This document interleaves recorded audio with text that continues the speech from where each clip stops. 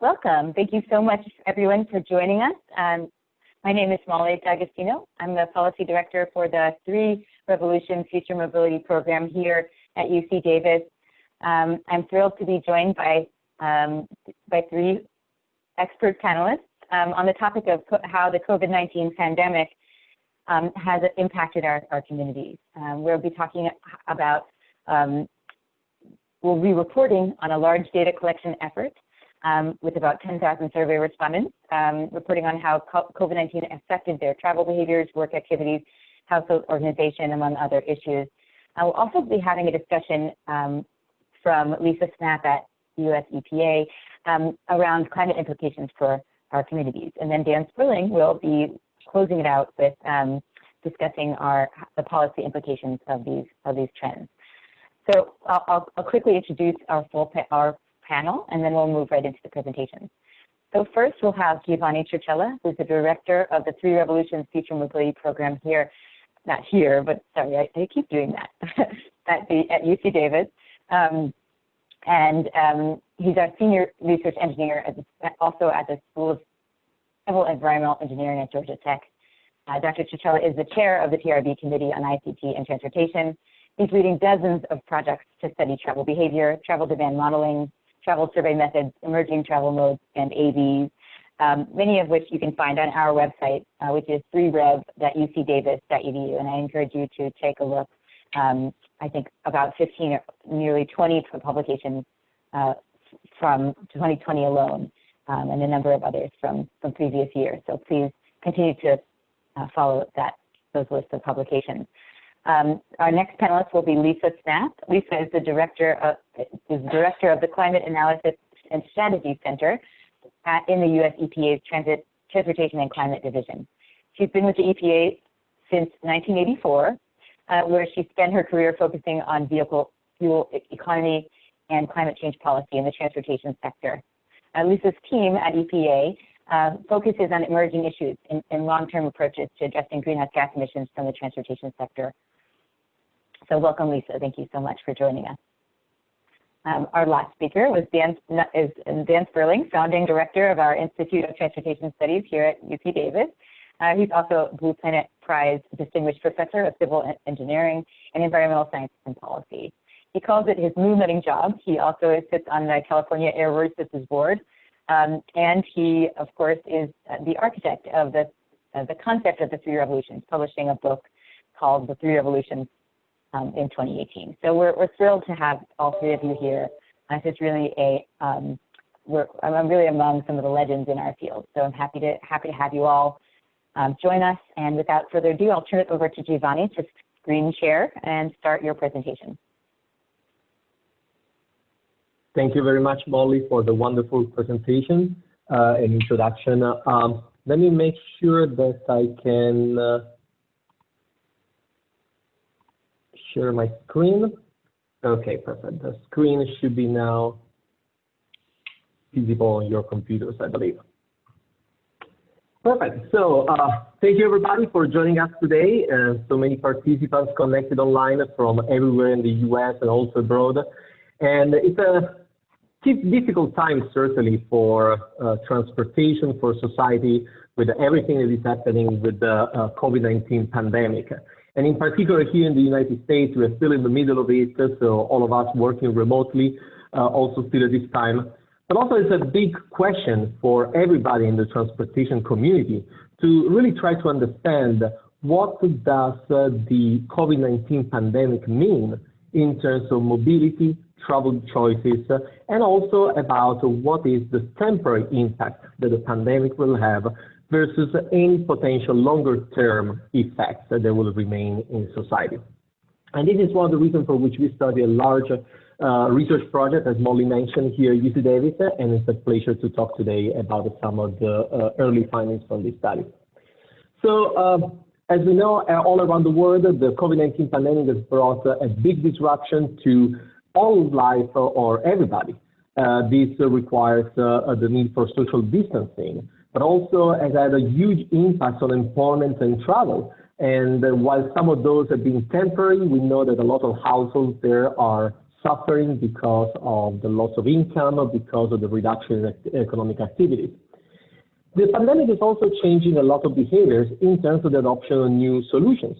This is the case, for instance, for the information communication technology solutions, so all things we can do today with smartphones, computers, and so on. And we can just mention two that are really becoming central during this time of the pandemic. Remote working, which is not something new, has been already around for a while, but now it's really picking up a lot during the pandemic because a lot of people are forced to work from home and they cannot really commute to their job anymore. But also e-shopping, that has been a growing phenomenon just in the last few years, but is now really booming even more because it needs to replace also the need for in-person shopping that is not possible in many communities. The pandemic is also bringing a lot of other impacts. One of these is, for instance, the change that is happening already in the transportation supply and the business model. We can look around for a lot of examples of this, from the airlines cutting down their fleet and retiring the older aircraft to services that are available in our cities. In the US and Canada and in many countries around the world, ride-hailing companies like Uber and Lyft are already not offering anymore the pool services where they match different travelers in the same vehicle. But also there is a new era on mergers and acquisitions. So for instance, here I'm mentioning in this slide, I'm referring to the merger of the activities between Jump, the micromobility division of Uber, with the Line, which is really creating a one big player, but it's also reducing somehow the competition in many cities, and sometimes it could also affect the availability of these services in the future. And these are all things we need to consider when we think about the indirect impact on mobility and travel in our cities. So if we look at some of the data that has been shown around in many countries where the pandemic has been really disrupting transportation, the pandemic has brought a lot of impact. Among these, car travel has declined, but interestingly and somehow not surprisingly, car travel has declined less than transit or other share modes, and it's already rebounding. So on the left side here, I'm just mentioning quoting some data from Kayak 1018 in Switzerland, who have been really tracking respondents over time with some GPS tracking device. And they really show that now, a few months after the beginning of the pandemic, car travel has really picked up again, pretty much the same level from the past, while public transportation remained much lower. And all these impacts have been raising a lot of concerns. Somehow, like, in the middle of the pandemic, we noticed a reduction in VMT, vehicle miles travel, and greenhouse gas emissions. But also this was, in many places, only a temporary aspect. Transit agencies and other planning agencies are really concerned about the reduction in funding that is available for transportation. This is the case for public transportation, but also for the gas tax revenues in many places, and also the possibility, really to fund the transportation services. And so this is really somehow affecting the future. And many times, planners and policymakers really look at the research community for some guidance to help really develop also policies that can regulate this new world after the pandemic. And this was a little bit of the background for which we started this large mobility study at UC Davis. When we started this project, we wanted to build on two existing studies. We had a ability to resample respondents that already participated in 2018 in the large data collection we did in California with several thousand respondents, and in 2019 in 8 large US cities. And so we had a lot of respondents, a lot of data ready from 2018 and 2019, and we could build on this to really do a longitudinal study to investigate the impact of the pandemic. And this study also, we are combining some quantitative approach with online surveys, but we're also starting to do a lot of qualitative, in-depth phone interviews to really understand the changes happening in the households and the organization of activities and the impacts on travel. But also when we were shaping this project, we thought that there was a big opportunity here to expand the study with additional data collection. And that was the reason for which we started a recruitment of additional participants in many regions in the US and around the world, but in particular, we focused on some regions that we added to the ones we already sampled in 2018 and 2019. And these are the regions of Atlanta, Chicago, Denver, Detroit, Tampa, New York, and San Diego in the United States. But also we did 2 regions in Canada we are focusing in particular. And so Toronto, Vancouver on the northern side of the border between the US and Canada. And as I mentioned already in the title of this presentation, a lot of our interest in this study is really to understand the temporary versus the longer-term impact of the pandemic, because we know this is a question that a lot are really having in their mind, and it's very important for our profession. So a big overview about the data available for this project. As I mentioned, we had a list for all respondents that are already participating in previous data collection. We had data from the previous data collection in 2018 and 2019.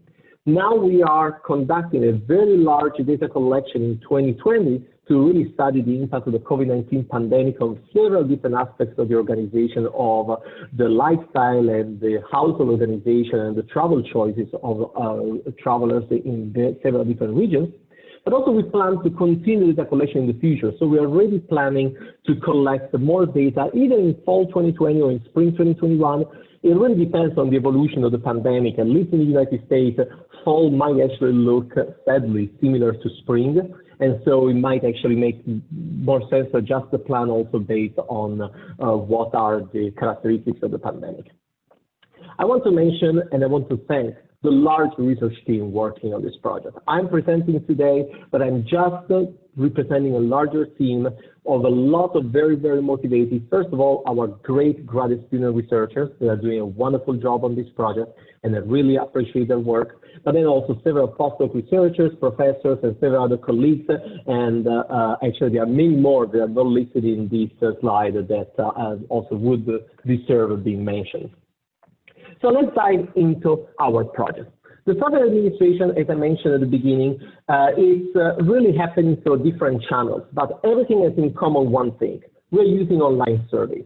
And the reason we're using only online surveys was because of the timeliness of the data collection. We needed to collect this data quickly. We needed to go in the field immediately. We didn't have the time to make phone calls or to make letters to be sent to the home address or respondents. So we only did online surveys.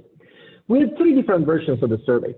The 3 versions of the survey is what we call our versions L, O, and C, which are generating 3 very nice data sets. The first one is for the longitudinal component, so resampling previous respondents from 2018 and 2019 that are already participating in this data collection right now. The dataset O is expanding the data collection with many more thousands of respondents recruiting in some target regions. But also we open a dataset C, which is being collected as a convenience sample, sharing the links to the survey from many different channels and inviting people to participate in data collection.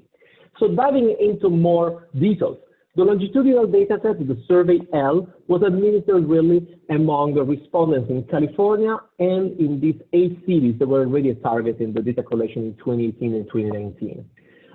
We were recontacting respondents, so somehow we were already working with respondents that were willing to share their information. So for this reason, the high response rate shouldn't be really surprising. We have got almost 40% of the people that participated in the previous data collection that participating in this data collection at this point until July, basically until the end of last week. We had 1,339 valid responses and a very nice data set because for each respondent, we can match information from the past 2 years. So very rich data set also for the longitudinal component. The second data set is the one that we collected with our survey O. We call it O because we use an online opinion panel to recruit more respondents in 17 regions. The 17 regions were the same 8 cities that we surveyed already in 2019 in our 8-city study, plus in addition, several other very important large metro areas in the US and the 2 metro areas in Canada that I mentioned. It's important to mention we are using an online opinion panel to recruit the participants. And I say this because many times I hear also from some very respected colleagues in the community referring to online opinion panels as a representative method of data collection. In reality, online opinion panels should be always considered convenient samples because somehow we are sampling through their channel and we don't have really the ability to randomly select the respondents for the entire population. Having said that, we're doing our best to try to make the sample as close as possible to the distribution of social demographics in the population, using social demographic targets for age, gender, race and ethnicity, employment status, and household income. And we're using a combination of incentives which are managed directly by the opinion panel to reward the participants that get into our data collection. The last data set is the version C of the survey that was distributed as a convenience sample. So basically here, all participants that have a valid survey link can participate. And we really use a couple of channels to really distribute the survey in this channel. One of these was to do direct outreach for professional email listservs. We use online social media, in-person contacts. We share with a lot of colleagues in other universities. So we got actually a lot of people that somehow, as a convenience sample, were connected to us from some channel. But also we use online social media ads that we purchased on Facebook and Instagram, targeting users that were 18 years plus and live in the US or Canada. And in total, we got so far 1,266 valid cases from this sample. We're using actually random drawing to give some gift cards to reward the participants. And the data collection is still open, actually, because the pandemic is still happening in the US, and we're still accepting respondents that want to go on our survey link and take the survey. As I invite actually all participants in this webinar to take part in the data collection if they like. Survey content. All surveys that we use for the 3 different channels had a similar structure. We had 9 main sections really collecting information about attitudes and preferences on several different topics, impact of the pandemic on lifestyles, including use of technology, but also information about employment status, work and study activities, household organization and childcare, information about online and in-person shopping patterns, current travel choices, including trips for different trip purposes and modes, but also the use of emerging transportation services, including micromobility, e-scooter sharing and bike sharing, then pool ride-hailing, car sharing, but also propensity about mobility to service and other factors. We collect information about household vehicle ownership and eventual plans to change the vehicle in the future, so eventually purchasing a vehicle or getting rid of a vehicle, and also detailed household and individual social demographics. So a lot of information. We are only starting to scratch the surface of this data set. We have a lot of data and a lot of cases, more than 10,000 respondents. I want to call your attention a little bit about the differences in the social demographics of the respondents through the different channels. Not surprisingly, depending on the sampling method that is used in the data collections, the characteristics of the respondents can be very different. For instance, in the dataset L, the longitudinal, where we have a lot of respondents from the past, we have a larger proportion of white respondents and a larger proportion of individuals that are older. But in the dataset O and C, so what was administered with the opinion panel, and dataset C with a convenience sample, we got more representation of minorities. We also had a mix of age that was very different. But also it's interesting to see when we look at the education and household income, how the differences can be pretty dramatic sometimes. In particular, dataset C, we can see a very large proportion of people that are highly educated. And this is also the result of the convenience sample and the administration of the survey for several different professional channels that we contacted. So this is something to consider, especially when we look at density statistics from this data set. We will do a lot of modeling estimation in the future to get more into the details and study more in details the impact of different variables. But now we need to take a little bit of a step back and be careful when we look at the density statistics, in particular taking with a grain of salt, because the sampling and the recruitment method might affect those patterns. And instead that, let's start to dive into some of the data that we collected and about really how the pandemic is affecting lifestyles and individual choices. And I will jump through the different data sets right now because we have a slightly different information collected. But right now, I will focus about our largest data set, the one we are administering in 17 regions of the US and Canada. And I will start really talking about the impacts of the household financial situation. Because this is something really to consider, that some houses were affected in a very different way from others. And when we study transportation patterns, it's very important to consider that there are actually some groups of the households that are really not really that concerned about paying their monthly bills and really their economic situation, even during the pandemic. But there are some others that are really having a major struggle, and they're very concerned about that, and they are really having the worst part in suffering because of the pandemic. When we start looking at the different household income categories, so right now each row pretty much shows the distribution of cases for different income categories in US dollars on the left, we can see that pretty much there is a pretty clear trend in which the people that are more affluent towards the bottom of the slide, they tend to report that they're not really concerned about paying their bills. The impact on their finances on average has not been that big. But there is another group, and in particular, this is affecting, it's a big equity issue. This is affecting the lower income categories, and we can dive more into looking at, like, the racial and ethnical background. We can look at the location where they live in our cities and regions. There's some people that are really, really struggling, and in many cases, in most cases, these people belong to lower income classes that were already starting in a disadvantaged position from the beginning. And this is a topic that will come back into this presentation also in the next few following slides.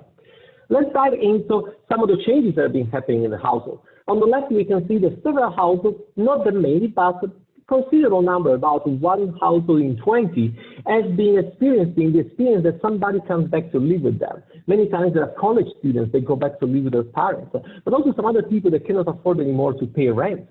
We are starting seeing again the boomerang generation, with younger people moving back with their parents, especially if they're struggling economically.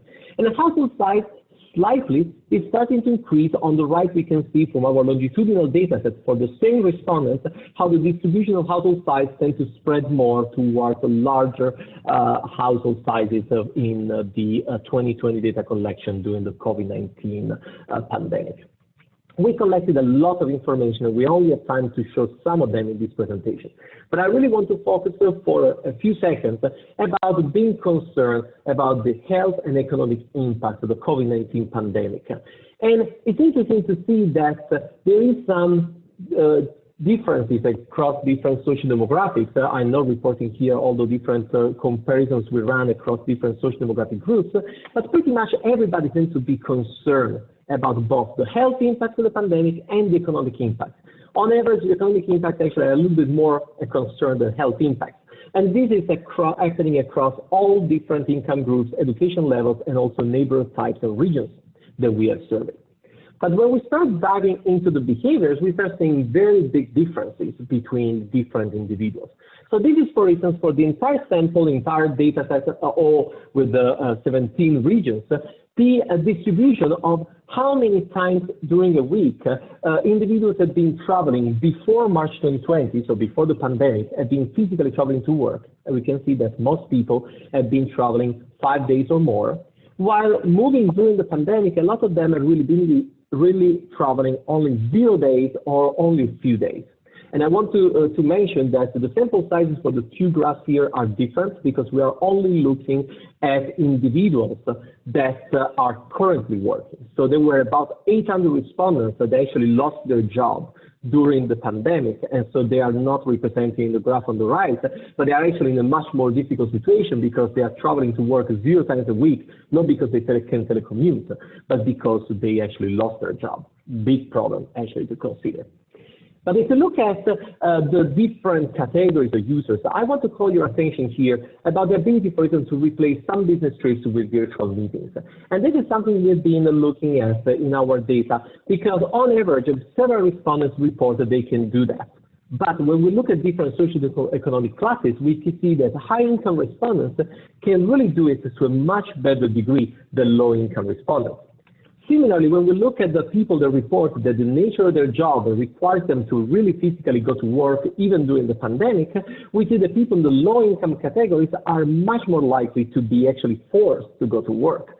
So really, these don't have an option to telecommute, as we, for instance, working in the research community can do, working remotely from home and giving these webinars today. So in this slide now, I want to focus, for instance, in the data from our longitudinal data that segmenting higher income respondents. And this is the number of times on the left during the 2018-2019 data we collected, number of times they actually work entirely from home during a week. We can see a lot of people did it 0 times. On the right, we can see during the COVID-19 pandemic, and people belonging to the higher income categories are doing it much more often, and very few are keeping doing it 0 times. Completely different situation when we look at the lower income respondents. A lot of them, they don't have any adoption of teleworking at all, and they're actually forced to still go to work. We actually been running a lot of other analyses not reported here in this data, in this presentation, looking at the distribution of the number of days that somebody was traveling physically to work before the pandemic and after. And running some chi-square statistics and looking at the significant differences between groups, so we actually found no significant differences in the number of days people were physically traveling to work across different income categories before the pandemic, but now there is a statistically significant difference. So the pandemic is really affecting lower income categories much more than others. The last topic I want to mention in this presentation is really about attitudes. Our data, we have a lot of our data about e-shopping, long distance travel. We cannot present it today, but I want to carve a little bit of time to talk about attitudes. Because what we are seeing in this data, and it's a little bit concerning, is that when we look at the agreement with things like individuals that are okay living without a car because they can access other solutions, whether they are technological solutions like car sharing or ride hailing, or they can just rent or use a car when needed, and also use mobility passes that can include transit, bike sharing, shared mobility, so what we call mobility to service somehow we could envision. We see actually that the agreement with this type of car life and multimodal lifestyles is actually declining a lot. What you see on top here is in our data set now, and during 2020, during the pandemic, we have the data from 2018, 2019. The interest in this car life and multimodal lifestyles is definitely declining a lot.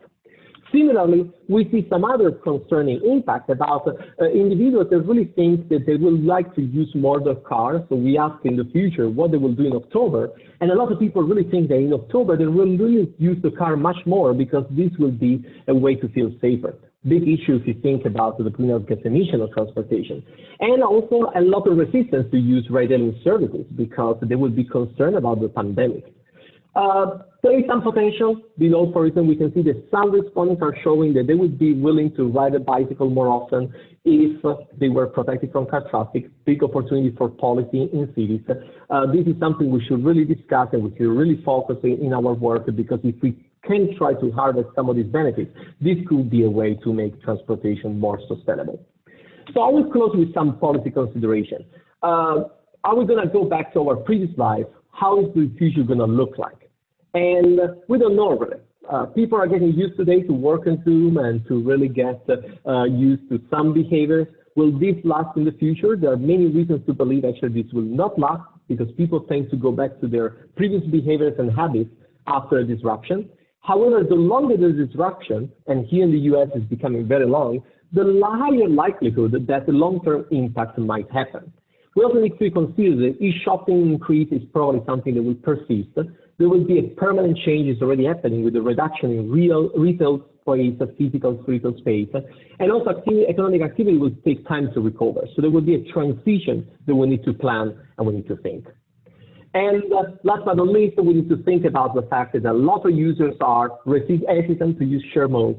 We need to think about what to do with public transportation, big issue with funding, but also we need to think about policy to promote active modes and potentially reduce car travel. As I mentioned before, equity impacts need important consideration, especially because the pandemic is affecting some users much more than others.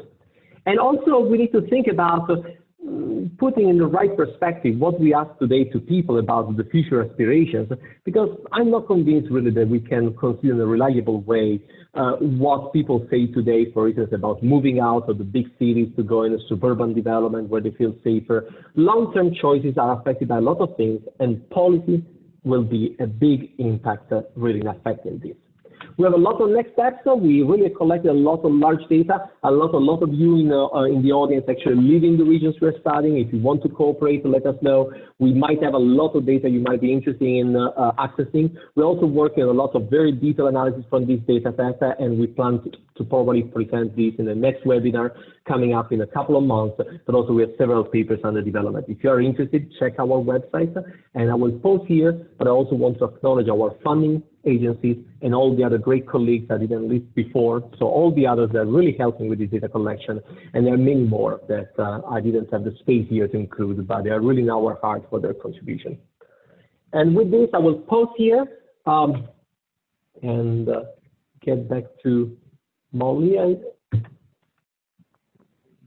Thank you so much, Giovanni. That was really interesting. I'm really learning a lot about the research and survey that was done. I think what we'll do is I see a lot of questions in the Q&A, and I appreciate those.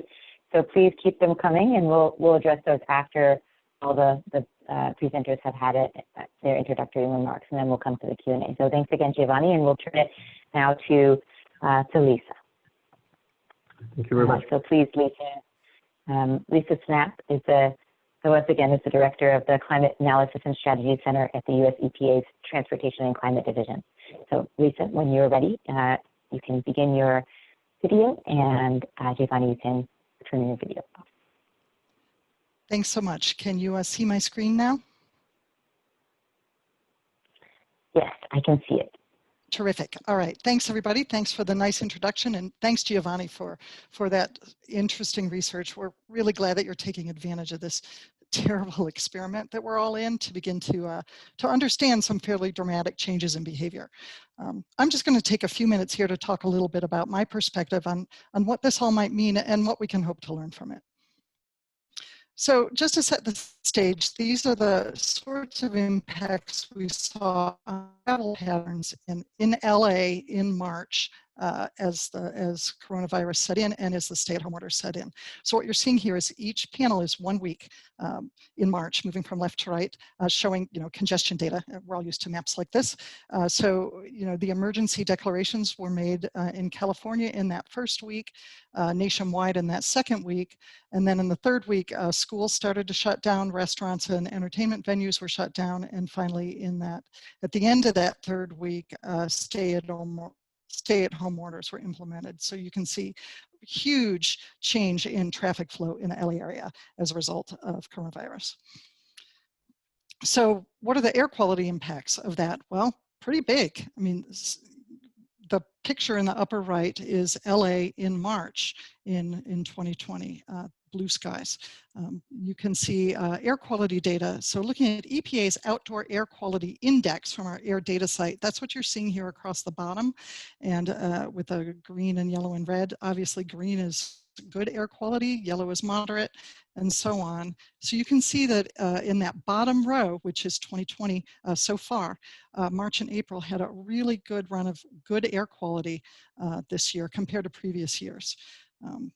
So we can see that things are starting to get a little dirtier now that summer is hitting, and as the economy is opening back up again, we'll have to watch as the economy is unfortunately shutting down again, and we'll have to see what happens.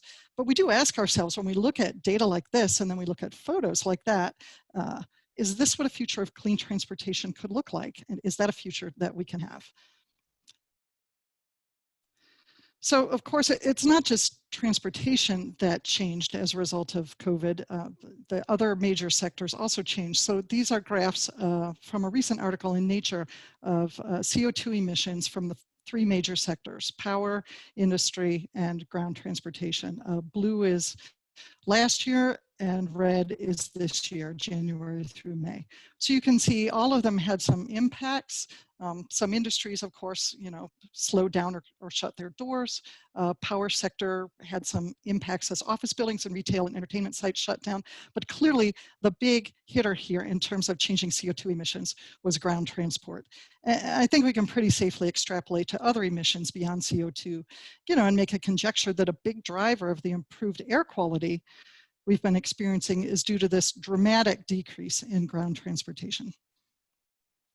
So linking back to Giovanni's presentation on behavior change, I thought that this quote from December's Harvard Business Review was relevant. These two researchers had done some research last year into what it takes to change commuting behavior. Why is it so sticky?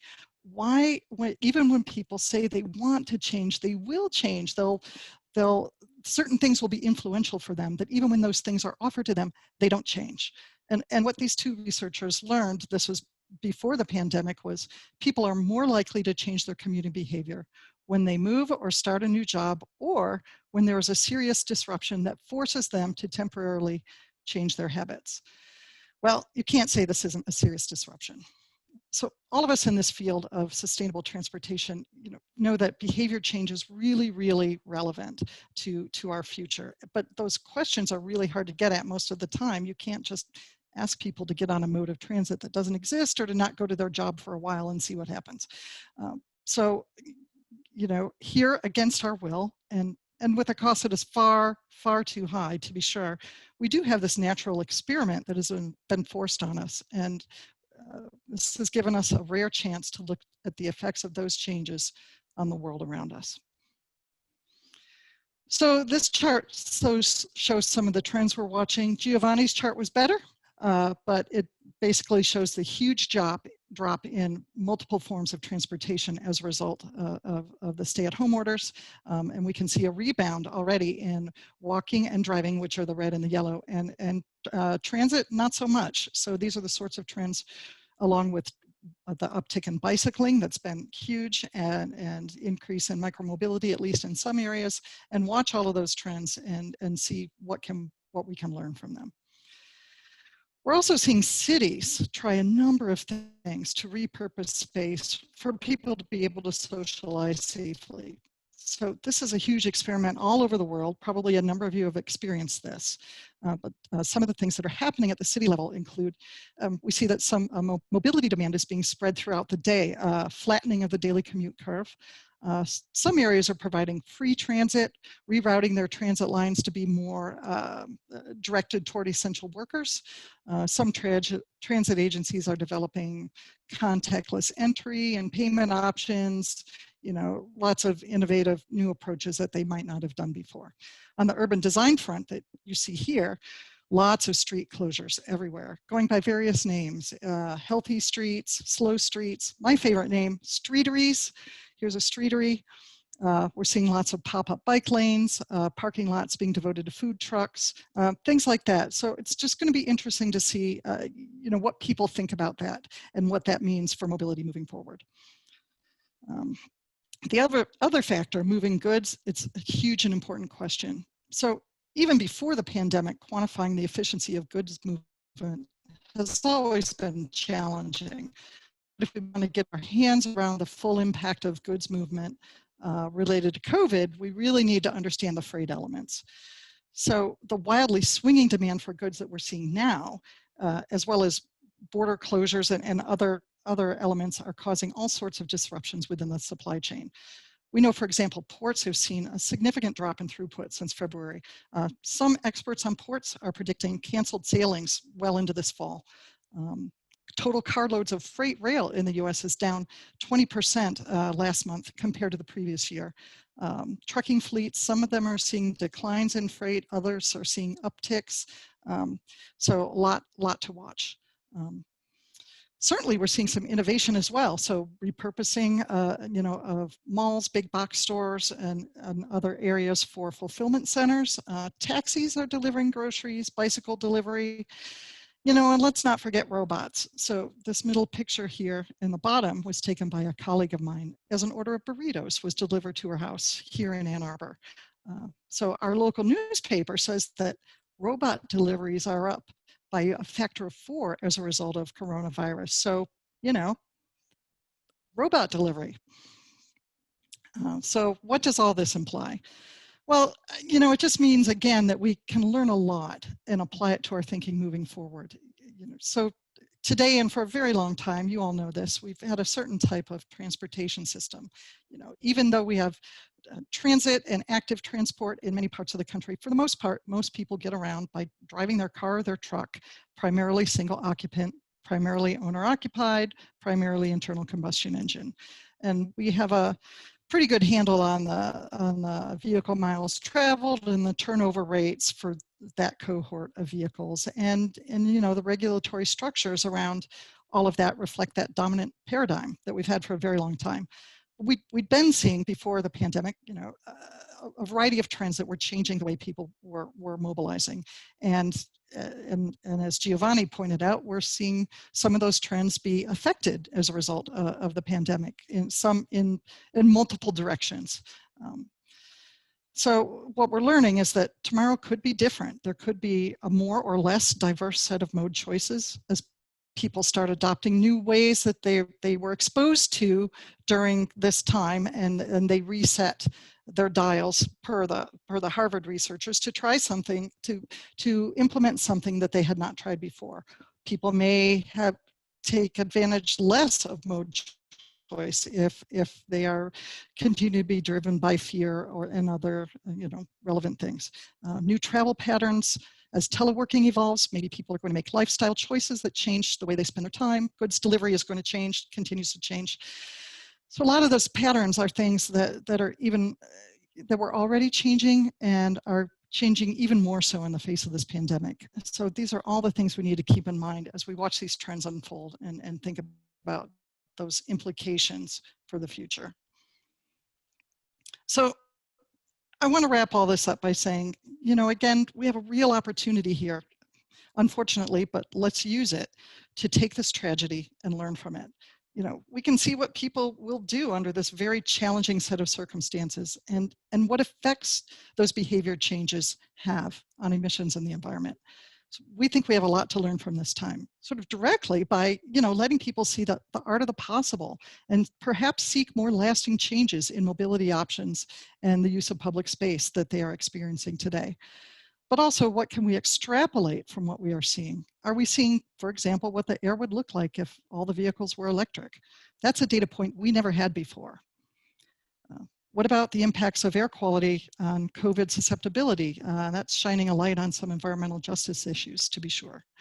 Are we seeing the impacts of severe stressors on the supply chain?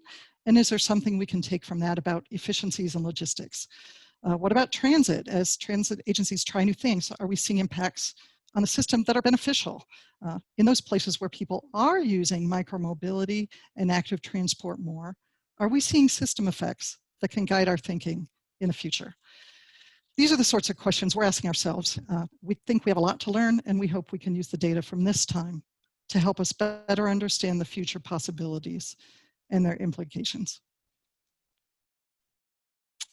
Thanks so much for having me.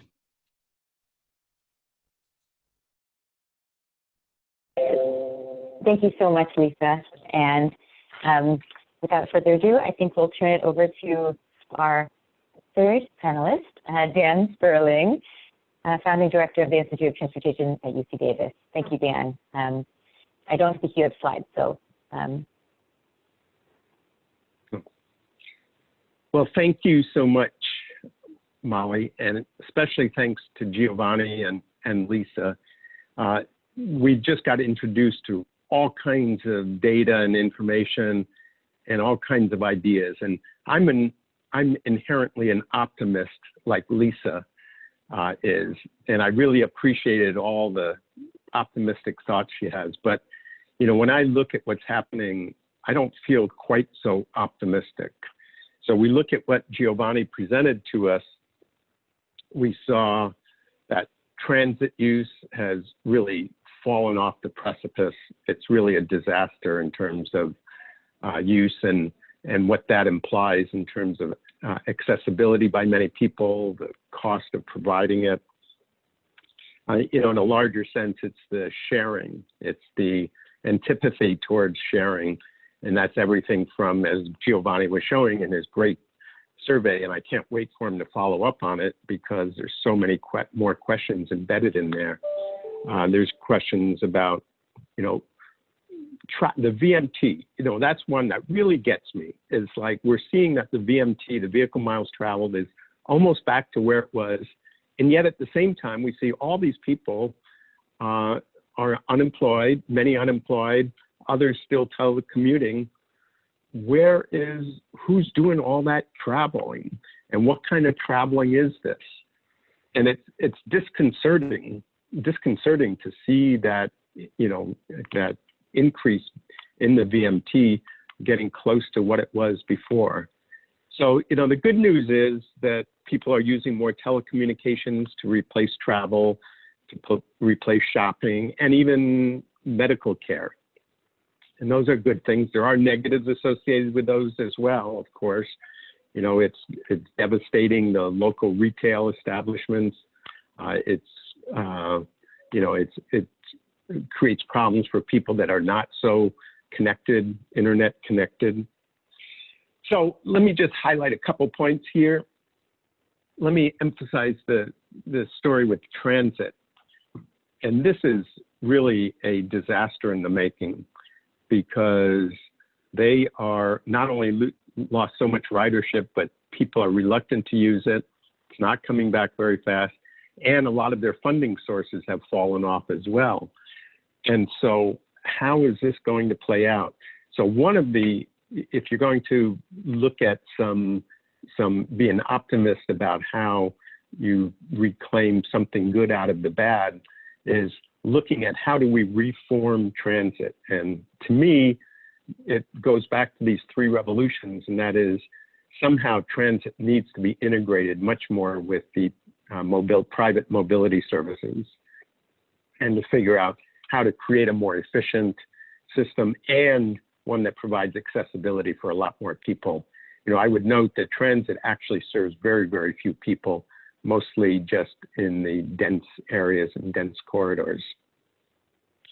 So, as we look forward, what does this all mean? I think for policy, we need to focus on mitigating some of the, we'll say bad things, bad in the sense of the public interest, and supporting some of the good things in terms of the public interest. And so one thing that means is figuring out what to do with transit. It means refocusing on this whole sharing. So Giovanni showed some evidence that people are more reluctant to share everything from dockless bikes and scooters up to buses and rail, as well as the ride-hailing services and multiple pooling in the ride-hailing services. We need policy to refocus on that. And as I like to say, everyone's got a price. And so use of incentives and disincentives to encourage more sharing. And of course, we want to be cognizant of safety implications, but we really need, if we don't have sharing in our transportation system, it's going to be a disaster along almost every dimension. So we need those policies to support the reforming of transit. We need it to promote some of these alternatives to single occupant vehicles, to support sharing, and as we heard, also electric vehicles, as Lisa said, electrification, because that's going to help some of the problems that we're going to get from these high rates of VMT. But the one thing that's left here is the social equity, because the demise or the fall off of transit, hopefully not the demise, but the pulling back of transit services is going to affect the disadvantaged communities, lower income, physically disabled, unemployed, in a very serious, severe way. And we've already created what Lisa calls the dominant paradigm of transportation that does disadvantage many people if you don't have a car or a reliable car. So let me just leave it at that. In many ways, this research and these comments open up more questions than answers. But I think so one, that means we need the more research that Giovanni's going to do, but two, it means in the policy world, we need to refocus on really thinking about how to make transportation better from an equity perspective, from a congestion perspective, infrastructure perspective, environmental perspective. Thank you.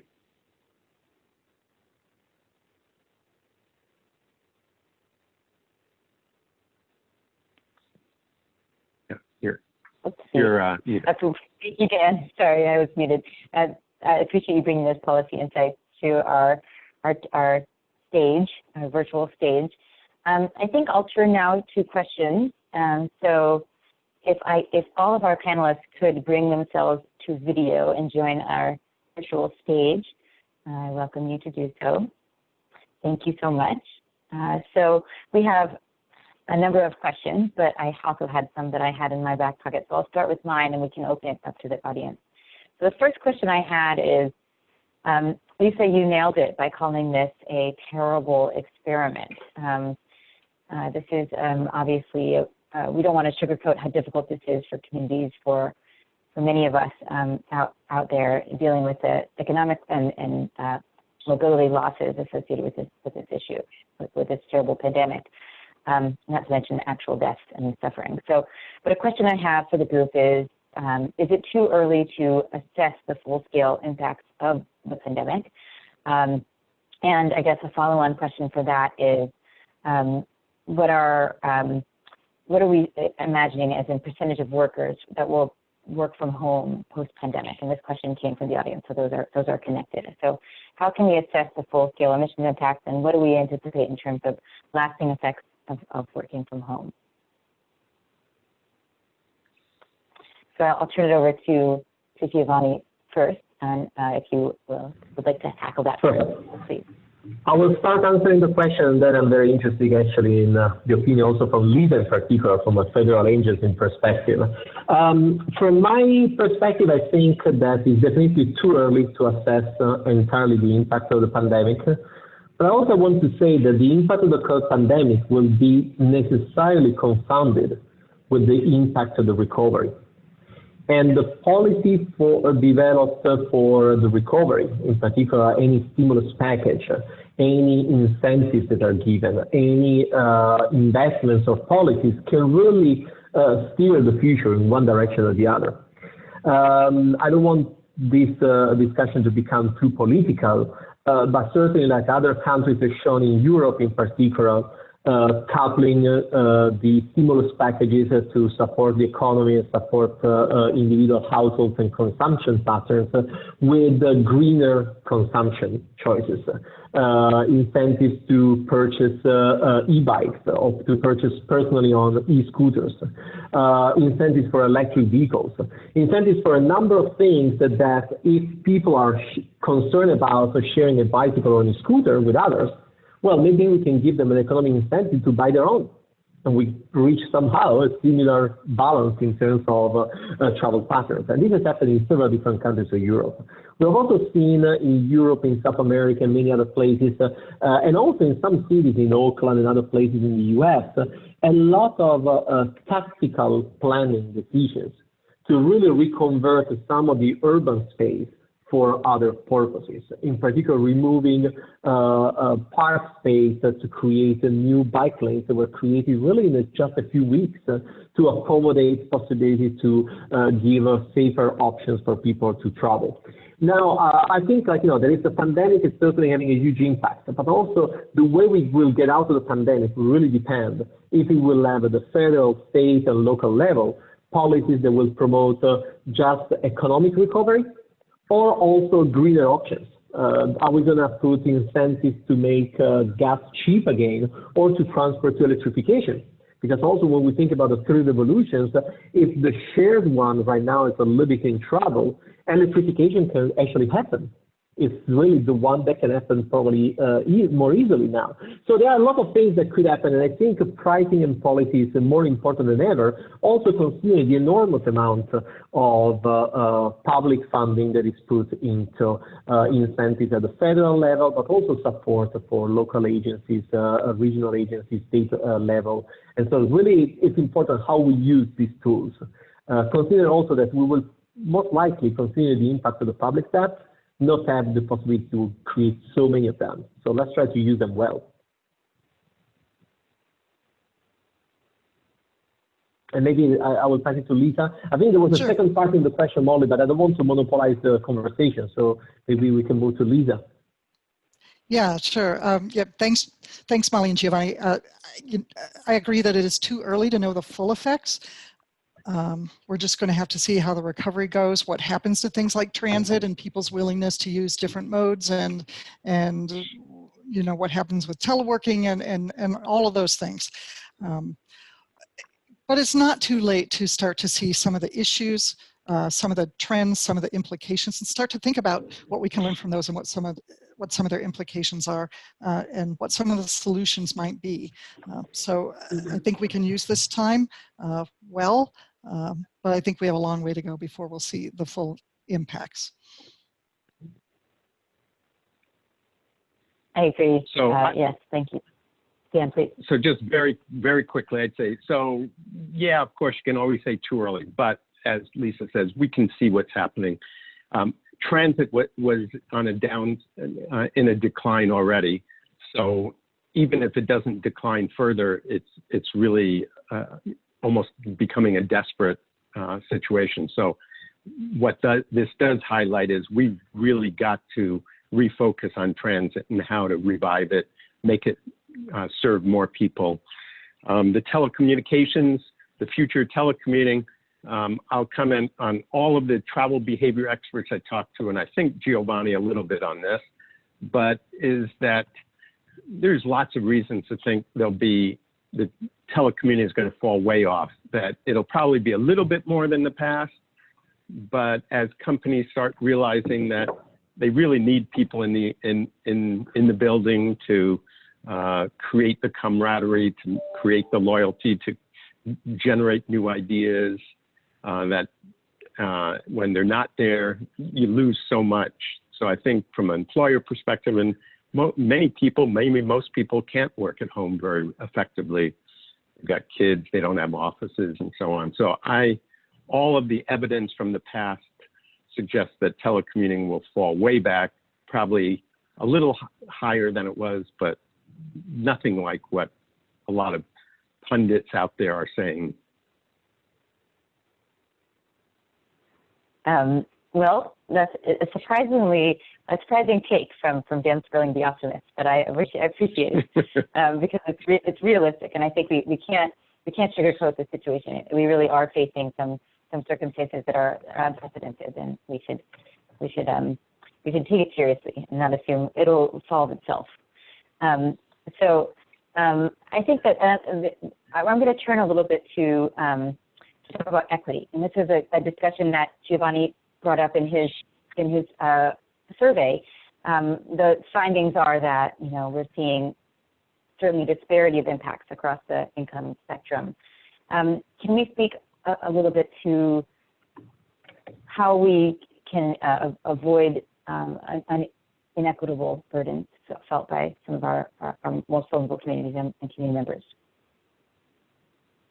Sure, and I will try to link this question to another one that was actually asked by a couple of people in the audience that were somehow related. So the question we're actually asking, do we have good data to evaluate equity based on the fact that the survey is only done online, and a lot of people actually have a restriction in the ability to access the internet, either because of data access or the physical hardware and software, or also personal lack of friendliness with technology. Excellent point. So we somehow have some information to address that in our data, but also we should probably do much more. In this case, so I'm addressing first the question from the audience about do we have good data.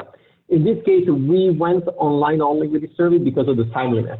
If you were sending a letter home to the people, by the time this is printed and sent to thousands of households, we've done this in the past in previous projects. It takes literally months until we get results back. And at the time we started this project, we were actually concerned that the pandemic would be completely over and people will not even remember how the situation was during the pandemic. Now we are actually discussing with several of our colleagues and with our partner agencies about a way to improve our data collection to cover also other segments of the population. Just last week, we had a very good conversation with the California Resources Board, which is one of the agencies that is partially funding this research, and they actually have volunteered to help distribute the survey and reach out to disadvantaged communities in California. as part of their mission, and using the channels they've been using in the past to survey also and to collect data also among disadvantaged communities. I don't want to get into that topic too much because there are some colleagues that are way more prepared than me to address the topic of disadvantaged communities, but we know that it's difficult actually to reach sometimes some segments of the population. And this survey actually we did it only in English. Otherwise, previous round of data collection we did it actually in Spanish too. We've been considering other languages too, for the reason really to try to pull down the barriers and get better information. In this case, we did it online only in English because of the timeliness that was needed for the data collection. For the equity issue, it's really difficult to think right now about the topic of equity in transportation as decoupled from equity in society. There is the bigger issue about access to jobs, access to economic activities, financial conditions, and all these are completely interconnected to each other. I'm glad to see more interest and more attention in the community, in planning and the research community right now for these topics, but I also think that we need to do much more. And from our point of view, we're actually talking to several colleagues to really see how we can actually better support many of the people in the audience from agencies that have really to develop the policies to make sure this leads to more equitable results.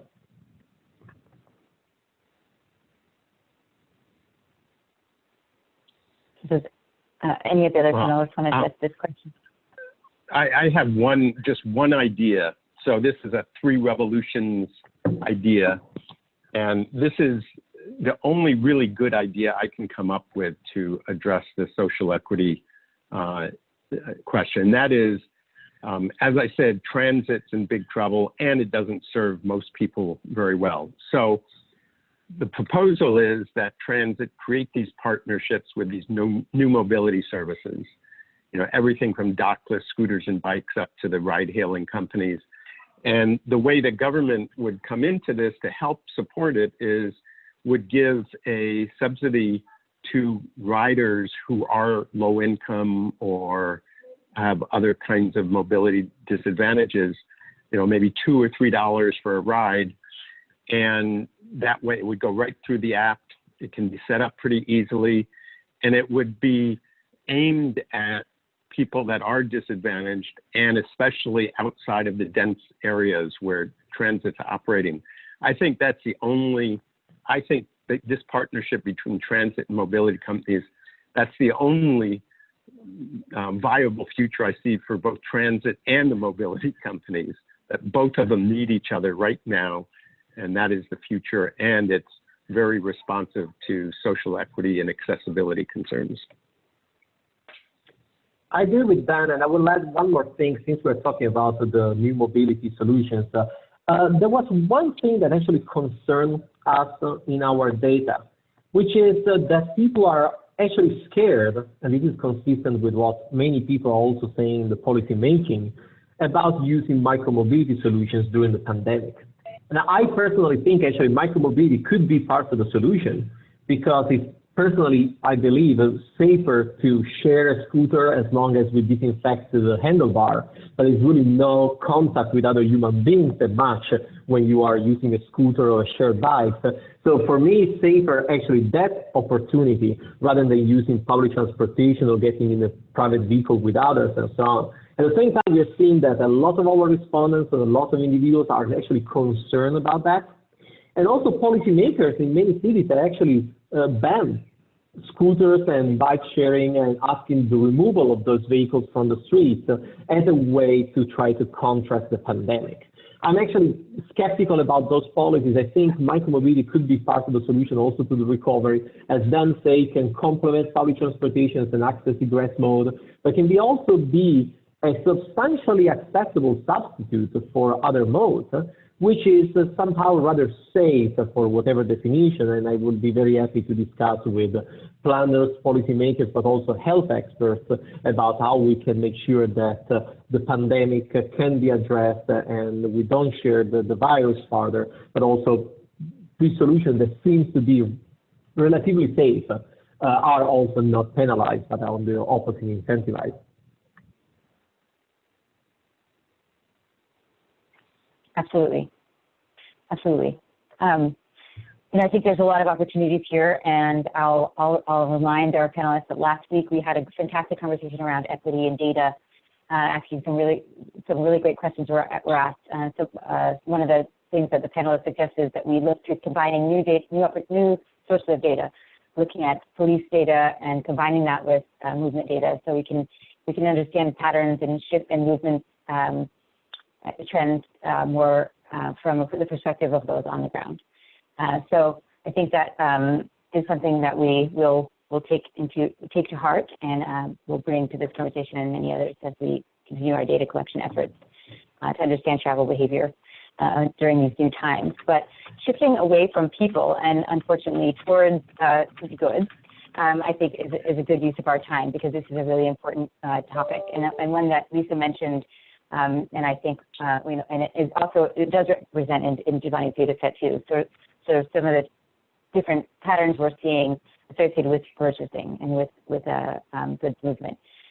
So the question, I guess, is what do we need to know about this topic? What do we not already know? And what does the research we've done inform us related to how this movement is shifting now and how it will continue to shift in the future? I will ask that of, yeah. Lisa, would you like to? So I'll link this to the EJ. I'll link this to EJ. You know, one of the things that all of this teleshopping is doing is resulting in many more warehouses and distribution centers being built, and they're often built in or next to these disadvantaged communities, and they're causing lots of noise, lots of pollution, lots of disruption of traffic, and so it's not all good. It's probably reducing car VMT, but it's increasing truck VMT. You know, we'll go back to Lisa's thing about electrification. One of the obvious answers is electrifying all of these trucks. And I would note that the California Air Resources Board just a couple of weeks ago adopted a requirement that eventually all trucks, and especially delivery trucks, become electric. And so that will be part of the solution. Yeah, and to complement what Dan said, I will also add that a lot of the travel behavior research in the past few years has really shown that e-shopping doesn't reduce that much VMT, because even if people spend less money in shops, they will still travel for social reasons, for other purposes. In many cases, actually, they still make physical trips to shops or to restaurants or to cafes. They just spend less dollars, fewer dollars in the shops because they will certainly move a lot of the business online. But I also want to think that there is two other dimensions. One is the one of freight, which is extremely important. Dan mentioned it's already becoming a big issue in many cities. In the central core of cities, the distribution of these trucks, making deliveries, occupying parking space, the access to the curbside is really a big issue that, first of all, can be combined somehow also with passenger transportation. We're already seeing some hybridization with Uber and Lyft drivers that also deliver packages, so there's an optimization problem there. But also there is a really matter of congestion and impact on cities that they can really affect in a direct and indirect way, transportation, greenhouse gas emission, and so on. And so, like, you know, our colleague Miguel Hayer, actually UC Davis, will be probably the best person to answer those questions about, like, you know, all these impacts. But also there is a long-term perspective. E-shopping is already putting in crisis retail space. There are forecasts, I hope these are not true because the impact on employment would be terrible, but there are forecasts that say that about a quarter of malls in the US and shops will actually close in the next 2 or 3 years. And these are some of the most pessimistic. Some other people say 5 years, not 2 years. But somehow there is a trend with a reduction in retail space, both in cities and now also in suburban areas and in other areas. So there is a huge redevelopment opportunity in cities in the long term to rethink that space also in a better way. I'm very sad when I think about that, because all of us will love a lively city, livable cities with mixed land use, with ability to walk across shops and so on. But having said that, if the shops die, what do we do with that space? How can we reuse it for residencies, jobs, offices, green areas, but also for other purposes? Big question. I don't want to spend more time, but I think it's very important to think about that. Yeah, I don't have a lot to add beyond what Dan and Giovanni said. I think there are a lot of EJ issues, as Dan raised. I think Giovanni's right that people's shopping patterns are changing. Malls are going to be shutting down, big box stores. What does that mean? What can we do with last mile delivery in a way that is better for congestion, for air quality?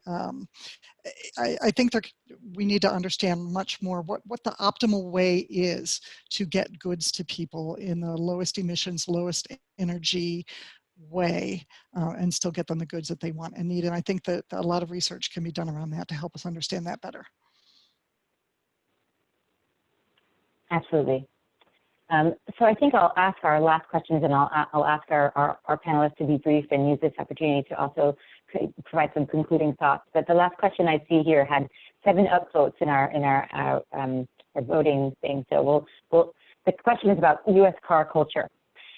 So the other countries have stronger transit, walking, and biking cultures. What are we learning about long-term attitudes about shared modes during the pandemic, and how will this impact U.S. travel in the future? So do we think the pandemic will shift towards more walking, biking, or away from car culture? Lisa, would you like to start? Sure. Yeah, I would like to hope that this is an opportunity for people to see, a vision of using the streets in front of, in front of where they live in a different way, and want that and seek that out and ask their community leaders to provide that. That's the optimistic me. I mean, I don't know about where you live, but where I live, the street in front of me has kids learning how to ride bikes and skateboards and zooming, remote control cars up and down the street. It's kind of great. So will people use this to try to, to seek that out and to ask for that from their community leaders? I don't know. I would hope so. Hopefully this is one of those events that the Harvard researchers talked about that can get people to change. But if we all just as a society flow back to our old ways when, the economy switch is turned back on, then it won't happen, and we're going to have to make concerted efforts, to do it, at all different levels of government. This is a lot of this is at the local level. But a variety of policies can probably help encourage those sorts of changes. But on its own, I'd like to think it would happen, that people would adopt these new ways. That's the optimist me. The realist me, thinks that a lot of it will go back to the old ways unless we use this opportunity to do something about it.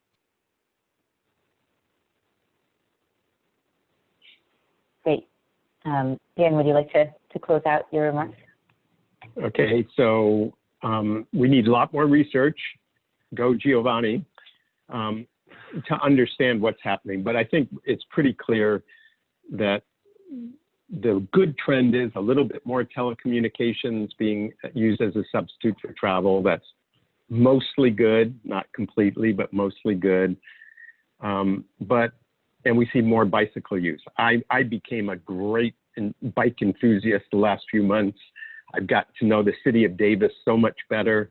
I love Davis even more than I did before because I've seen all the different neighborhoods, and we have a lot of green belts where there's a lot of bike paths, and that's great. But generally, I think most of the trends that we need are not happening, and that is the sharing, that is the other choices of travel.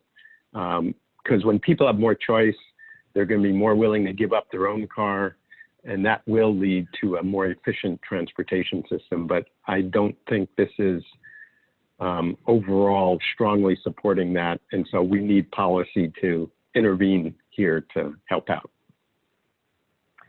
Very briefly, Molly, I know we are over time. I agree with everything Lisa and Ben said. I'm concerned things might go the wrong way. There is some potential to try to make them go in the right way. Very important to do research, but also to support policy making in this area. I also want to say there were a lot of other questions from the people in the audience that we could not address. I will really invite them to check our website. A lot of the answers about the area of study, the regions, can be found there in the post-COVID19.ucdavis.edu. But also feel free to reach us by email after the webinar, and we will be very happy to discuss more details and actually answer the question we didn't have the opportunity to answer in person.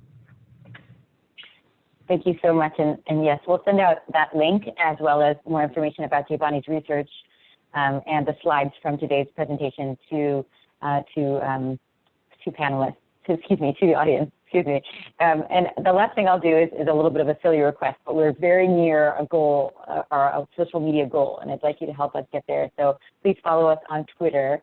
We're at 3rev_ITS-Davis. And we're hoping to reach our goal. It's a moderate goal, so help us make it there to reach our follower count goal. And we want to make sure that we keep spreading the good word here about these 3 revolutions. So please join me in thanking our panelists. We really enjoyed this conversation, and I hope you all out there in the audience did too. And join me in thanking them, and I hope you all can help continue to fight for a just, equitable, and climate resilient future. So we'll see you next time at the next 3 Revolutions webinar. Thank you again. Thank you. Bye.